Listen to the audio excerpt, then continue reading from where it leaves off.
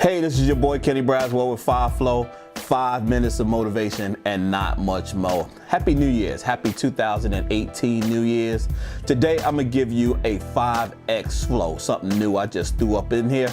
5X just be a little extra than 5 minutes. Even though I kind of always give you a 5X, I want to give you kind of a double 5 today because I got so much I want to share with you. And I really want to help you through this transition into a new year and to get you to get closer to your goals, the ones that you set yesterday. Remember those last night? Remember all those things you said you were going to do this year? I think oftentimes we talk to people about setting resolutions and setting goals, and we talk to them about how to accomplish them, but we don't talk a lot about what kills your ability to resolve and to set successful resolutions. So what I want to talk to you about today is 5 resolution killers. Things that halt your progress, things that slow you down, things that don't allow you to accomplish those things you set out to do in 2017 moving into 18. And I think these are something that's going to bless you not only as you try to achieve your resolutions, but throughout your life as well. Number 1, overcommitting. I think sometimes, on New Year's Eve, we get excited because we want to put exciting resolutions out there and we want people to go ooh and ah. And sometimes we overstate what we have the ability to accomplish and we overcommit.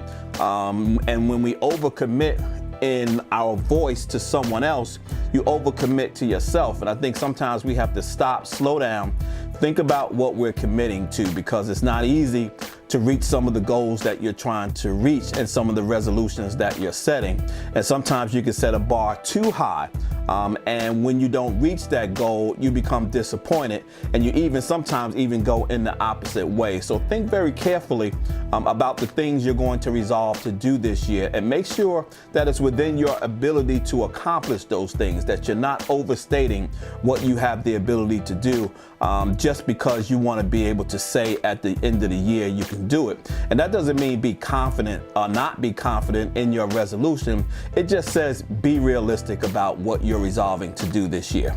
Number 2, making wishes and not resolutions. Sometimes I think we misunderstand the difference between resolving those things that we haven't been able to do and resolving to change our behavior and resolving to do a new thing. And we flip that definition of resolution, and sometimes we make wishes. I want to be rich. I want to be, in a $2 million house. I want 3 cars. Those aren't resolutions. Those are wishes. And the reason that they're wishes is because you're not putting any real work behind getting them done. Resolutions take work. Resolutions take effort. Resolutions take focus. And so make sure that you understand the difference between making wishes and making resolutions. Number 3, when your solution depends on somebody else or something that you don't have any control over. And so sometimes we make resolutions like, I'm gonna make my husband, a better man. I'm gonna make my wife, more affectionate. I'm gonna make my children, behave. And sometimes those things you don't really have a lot of control over, meaning if they don't want to do that thing that you want them to do, more than likely they're not going to do it. I want to make my boss a better boss. Some people just are who they are. And so what you resolve to do is you resolve to change your perspective on how you see those people. Now, that doesn't mean that you don't do the things to try to help them along or help the situation or help the relationship. It just means to be careful about what you resolve to do and the expectations that you set for yourself that are not within your control to change. Number 4, the consistency of past failures. And so when you don't take a look back on why you've never achieved and why you've never been successful at meeting your resolutions before this year, it's kind of hard to do it this year. And so you have to really think about, why haven't I been able to do the things that I've said I was going to do in the past? What are the things that stop me from being able to do that? Why have I not been successful in losing weight? Why have I not been successful in finding a new spouse or a new mate or a new friend? Why have not I been successful in the things that I've resolved to do in years past? And so sometimes you got to take a check on yourself and make sure that you understand what are the distractions to you? What is making you, or what is giving you the inability to be able to become successful in matching your resolutions for the year? And so be mindful, of your failures, because there's lessons in your failures. And if we learn those lessons from our failures, that gives us the ability to then move forward. Number 5. If you don't have any faith, or you either don't even believe that you can do it. I listen to folks sometimes talk about their resolutions, and even when they say it, they don't believe they can make it. And if I don't hear that you think you can believe you can make it, then you probably can't make it. And so why make a resolution that you have absolutely no faith or no belief in that you're actually going to accomplish that resolution? So be careful about doing that to yourself, about doing something that you don't have faith, because then you got another issue. Then you got an issue that kind of leads back to the one before this, which is, where is your faith? What is your belief in yourself to be able to do the things that you desire in your life? And then I have a bonus for you. And the bonus is this: the new year will mean absolutely nothing to you if you are still in love with your comfort zone.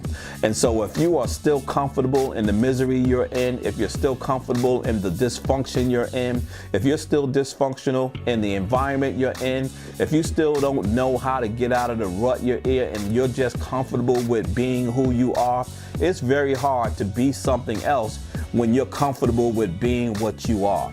And so making a New Year's resolution to resolve that you're going to change when you're comfortable. People make the biggest changes when they become uncomfortable with their current situation. When you're tired of being tired, when you're sick of being sick, when you don't want to be around this person anymore because they make you miserable. When you make the decision that your current circumstance is something that is absolutely something you don't want to be around, that's typically when people make change. And if you have not gotten to that point yet where you're not comfortable with your current environment, accomplishing those resolutions become so much harder to do. And so that's your 5 flow for the new year. I hope those things bless you. I hope they allow you to put your lives and your goals in perspective to what it is you want to accomplish this year. And I'm gonna pray that you do so. I'm gonna pray that you meet each and every expectation that you have for your life this year. I think it is well within your own reach to be the best you want to be in life, and to be the best you want to be for others. But I just want to resolve to one of my resolutions this year, and that is to tell people what I really believe they think they need to hear when other people don't want to tell them so. And so as I do that to you, I respectfully ask that you also do that to me. I love corrective criticism. And so when you're giving me criticism to make me better, when you're giving me criticism to do better and to excel more, I welcome that. The haters and all that stuff, that's in a whole nother category. That's a whole nother 5 flow. But if you have my best interest in heart when you're giving me corrective criticism, then I respectfully accept that. And I have my own things that I'm working on in my work and in my ministry and in my calling. So you know how I like to leave you. Before I do that, make sure you check out 5 Flow on our sister sites, blaze1radio.com, as well as Fly TV, Fatherhood Today. And you know you can find us across the social media spectrum. You know how I like to leave you. Always be kind to others as you're kind to yourself, or you might find yourself by yourself. Always shoot high for your goals, because even if you miss, you'll be amongst the stars. As my good friend Art Mitchell always used to say to me, it's nice to be important, but it's much more important to be nice. Till next week, peace out, God bless, and be safe.